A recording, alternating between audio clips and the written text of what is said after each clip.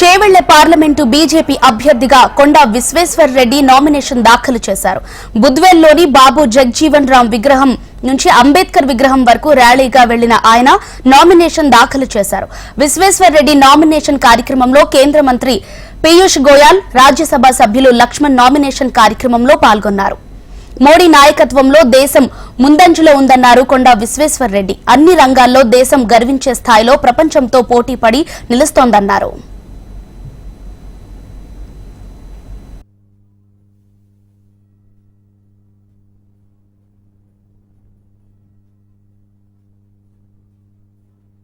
ఈ ఎలక్షన్స్ ప్రధానమంత్రి ఎవరు అనే నిర్ణయం చేసుకునే ఎలక్షన్స్. కానీ అప్పుడే యావత్ భారతదేశం నిర్ణయం తీసుకుంది ప్రధానమంత్రి ఎవరైతే కాబోతుంది. అది నరేంద్ర మోడీ కాబోతుందని యావత్ భారతదేశం అటు దేశాన్ని రక్షిస్తుంటూ ఇటు పేదలను ఆదుకుంటుంటూ అటు ధర్మాన్ని రక్షిస్తుంది. భారతదేశము అంతర్జాతీయ స్థాయిలో చూస్తే అన్ని రంగాలలో కేవలం ఆర్థికంగా 10వ స్థాయి నుంచి 5వ స్థాయి కాదు. వారు ఏ ప్రైమ్ మినిస్టర్ అయినా ఏ ప్రధాని అయినా భుజం మీద భుజం చేసుకునే స్థాయికి తీసుకెళ్తుంది భారతదేశం. ఒక వరల్డ్ పవర్ అయిపోయింది. అందరూ భారతదేశం మీకు చూస్తున్నారు.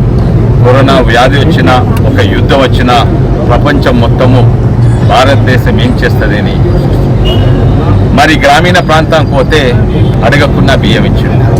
అడగకున్న ప్రతి ఒక్కరికి 60 ఏళ్ల సంది బ్యాంకులుండా 70 ఏళ్ల సంది బ్యాంకులున్నా కూడా బ్యాంక్ అకౌంట్ 10 మందికి ఉంటే ఇప్పుడు భారతదేశం అందరికీ కూడా బ్యాంక్ అకౌంట్లు వచ్చింది. సమాజంలో మార్పు తెచ్చిండు. గొప్ప వ్యక్తి, అందుకే యుగ పురుషుడు.